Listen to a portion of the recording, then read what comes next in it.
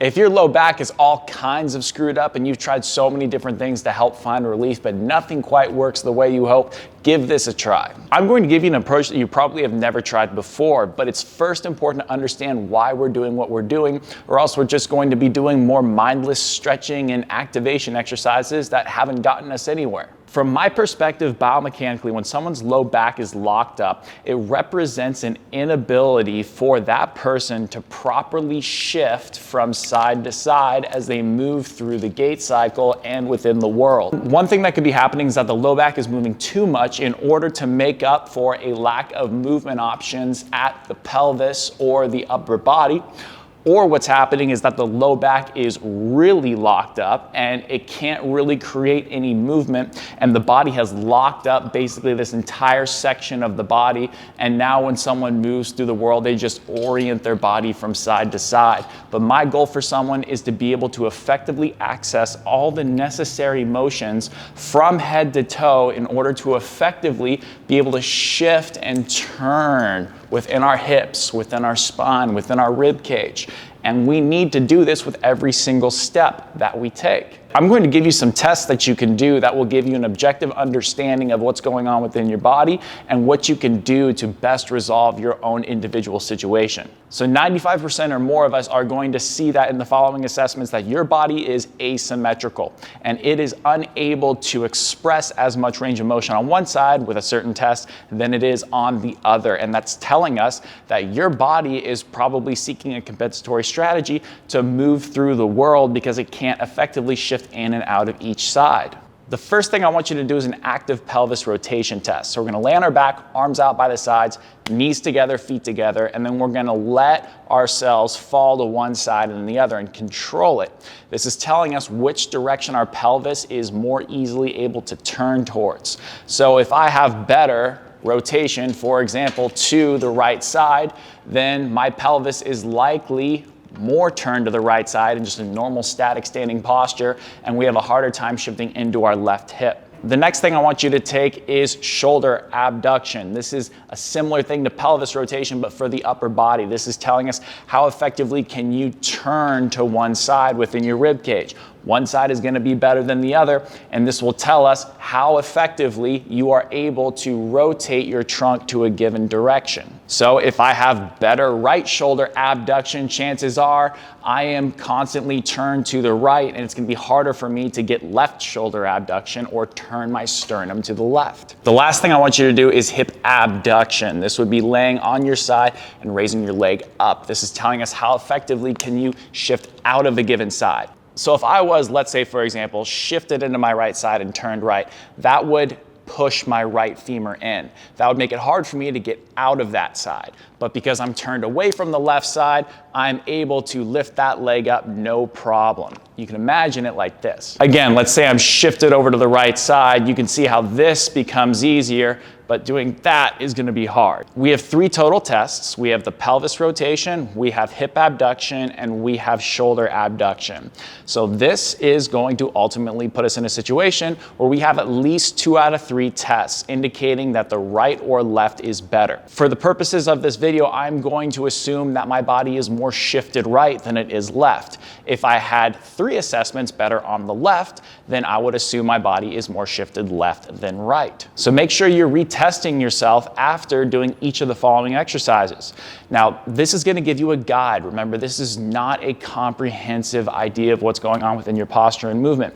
So for the most part, in probably 80 to 90% of cases, you're going to do an exercise on the side that you know is probably the side you need to do it on, and you should see a positive improvement in both sides, because that would represent that your body has created more symmetry and better access to both sides of the body. An asymmetrical body requires an asymmetrical approach. This first exercise is going to get us to start to introduce ourselves to shift over to one side better using muscles like the abs. So if I am, for example, shifted over to the right, then I already have shortened right abs. I need to be able to get over to the left side more effectively. So this is the very first step to do that in a nice, easy manner. What we're gonna do is start in a side-lying 90-90 position, meaning we have a 90-degree bend at both our knees and our hips, and our feet are flat on the wall. We have a pillow folded in half, so that way we have a slight side bending to the top side right there. Not so much to where we feel tension in our neck, just a little bit. So generally just taking a thin pillow-ish and folding it in half is good enough. Now, the goal of this is just to isolate our downside obliques and just be able to breathe through that for the first progression. So all Jacob's gonna do is make sure that his hips are stacked on top of each other, feet are stacked, and shoulders are stacked. He might need to tuck his bottom side shoulder in a little bit, so that way he can make sure that his shoulders are perfectly stacked on top of each other too. And there's no tension in his neck whatsoever. So the first step is Jacob is just gonna exhale through his mouth and feel his lower ribs come down. And at the end of that exhale, he's gonna feel a little bit of side abs engaged. So a nice sighing exhale, like ah, rather than a. Once he does that, he's going to put some pressure into the wall with his feet and just flatten out his feet. Maybe like a 3 to 4 out of 10, not much more than that, just enough pressure to feel the entire foot flatten out on both sides. It's probably gonna be a little bit easier for you to feel your bottom side foot flatten out than your top, but just have the intention to flatten both out, making sure that your pressure is evenly distributed from your heel all the way through the ball of your foot and your toes are kind of relaxed. Now, the last step of this is to take this top hip and reach it away from you without losing these ribs tucked in and down there, with your neck staying relaxed. So all Jacob's gonna feel here are his downside obliques, his right side abs working here, because he has a little tunnel in between his right abs and the floor. And all he's gonna do is sit here and breathe in through his nose, out through his mouth, focusing on keeping his neck relaxed, feeling the abs work, and pressure through the floor, which is the wall here. If you're struggling to find your downside side abs, you could take that bottom side elbow and then have your fist up towards the ceiling and then push that into the ground gently about 4 or 5 out of 10. And that should help you create that tunnel between your abs and the floor. Just make sure your hip stays flat and also your ribs are staying tucked in as you do that.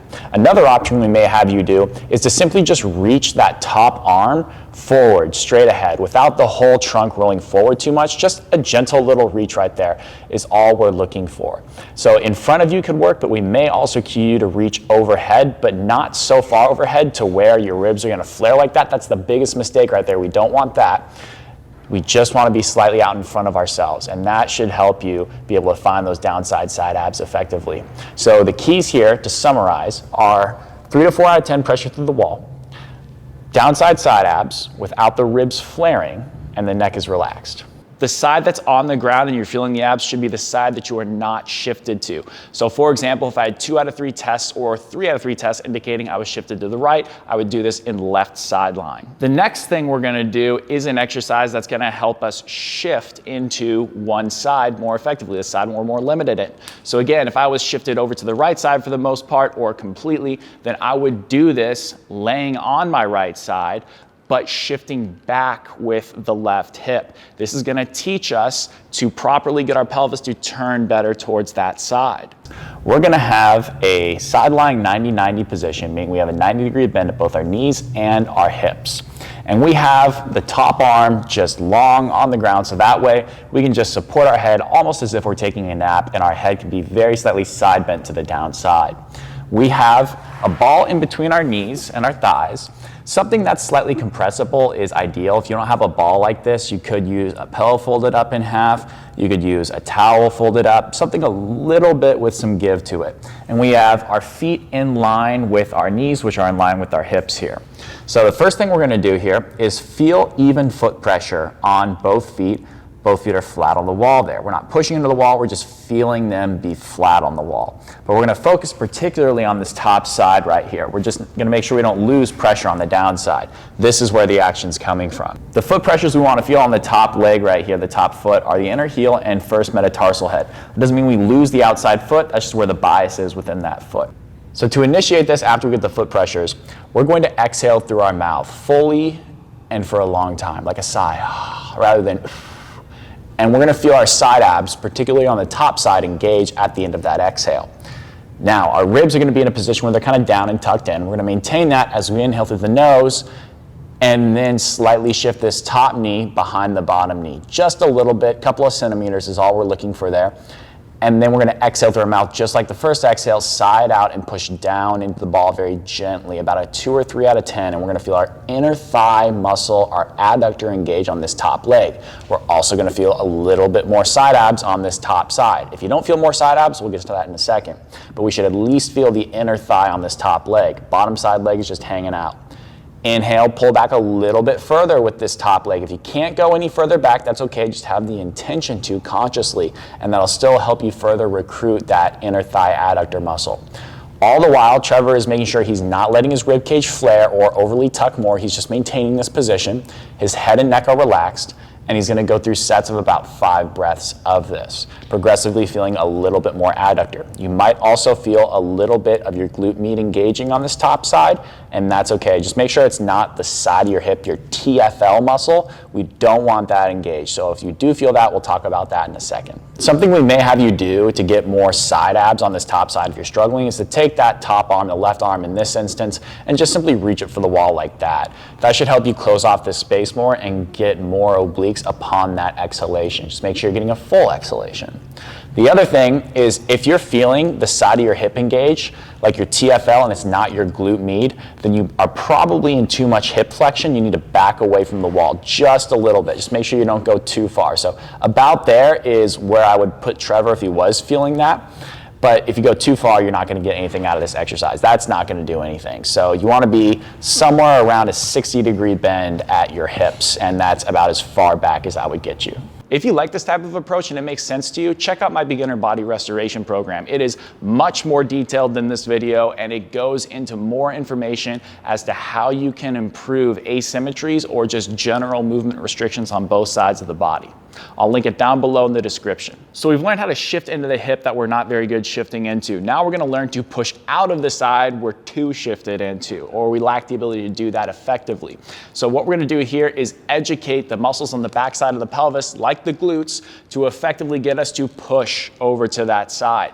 This is the most challenging exercise, so take your time with it and make sure you really dial it in, because once you get it right, you'll notice probably the biggest change in your assessments relative to other exercises for most people. I recommend doing this barefoot so that way you get the best leverage against the wall, but there's a couple of things we need to optimize our setup. We're going to have a yoga block or just something, a couple of books could work, stacked underneath the feet. That's going to allow us to best get the foot contacts we need for this exercise. We have a 90-degree bend at both our knees and our hips, so a right angle at both. And we have a very, very light band around the top of the knees. You don't want to use a heavy band. It will not help you. You want something that's pretty light or very light according to the band resistance. And we also have a towel roll underneath the side that's facing the ground. So this will be his left side in this instance right here. And the towel roll is not underneath the hip, but underneath the waist, the lowest ribs right there. And some sort of pillow that will allow you to keep your head nice and neutral and isn't side bending you to one side or the other or shoving your head forward or backward. So everything is in line right here. So to initiate this exercise, we need to first get our rib cage in a good position. So Jacob's just gonna take a nice full exhale through his mouth. Sigh the air out for about 5 seconds. He's gonna feel his rib cage come down. Good. Now, he wants to feel the foot contacts on the wall of his right first metatarsal head and inner heel. That's going to allow him to connect his glute working with his foot. And we want to make sure we're genuinely using our glutes. So the way that we do that is maintaining that ribs down position. He's going to reach this top hip for the wall away from him. So that's almost going to elongate the top side of him right here and crunch the bottom side out. It's almost like he's doing a little side crunch to that bottom side there. So he should feel that without flaring his rib cage, of course. Okay, so to recap so far, we've got the foot contacts on the right side. Left foot is also flat. We have the ribs down, and we have this hip reaching for the wall. He's going to slide his right knee ahead of his left knee, or the top knee ahead of the bottom knee, without ever losing that inner heel or first met head contact. And then he's going to slightly raise his knee towards the ceiling without ever losing those right foot contacts. So he never wants to roll the outside of his foot. He wants to make sure that he's maintaining those. So if that's as high as you can get, that's totally cool. You just want to make sure you're going forward first and then up. And if you do it right, you should feel your lower butt cheek on this side, this top side here, working really well. So Jacob is going to breathe in through his nose, out through his mouth, nice and relaxed. Check in with yourself. Is your neck activated? Is your low back activated? If it is, relax, because all you want to feel is this lower right glute working, this lower glute on the top side working, and maybe some downside side abs right there. So that means left side abs. By far the biggest mistake here is people are going to want to use their top side ab wall to help them lift that knee up. So they're going to crunch here to get that. The reason why we have this reaching away is so that way we don't do that. So it's important that we keep our rib cage down, but we still have this intention to reach away. It may help you to take this side, this downside elbow, and push it into the floor to help you get a little bit of those downside side ups, but ultimately just keep the intention to keep all this relaxed in this ab wall while reaching this towards the wall. And that'll allow you to still feel that glute working really well. The other common mistake we see is the setup. So people will start too far away like this, and now they're kind of sliding their leg like this, and it just doesn't work at all. So we want to make sure that we're forward folded enough. We want to have at least a 90-degree angle right here, if not maybe just a tiny bit less than that, to optimize our ability to push our foot arch into the wall and use it with our glute. And finally, the last thing to keep in mind is just don't extend your low back, don't let your ribs flare at all.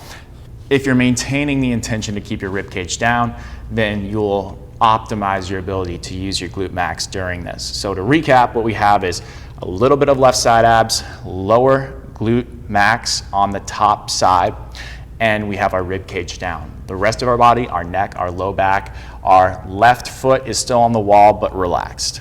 If you're struggling to find your glute max on that top side, it may help you to take just a half step forward with this top foot right here. So you don't want to go further than that because that's going to limit your ability to push your knee forward, but just get your toes of this downside in line with maybe just the ball of your foot right here or a little bit beyond that, and that's going to allow you to find that glute max better. The side you do it on is the side that you're shifted towards. So let's say I was shifted into my right side, I would do this in left side lying, using my right glute to push me from right to left. It's very important that I make this point. Do not excessively give effort into these exercises. I know that sounds counterintuitive, but don't try too hard. These are not supposed to be extreme force output, squeeze, really force yourself into a new position type of exercises.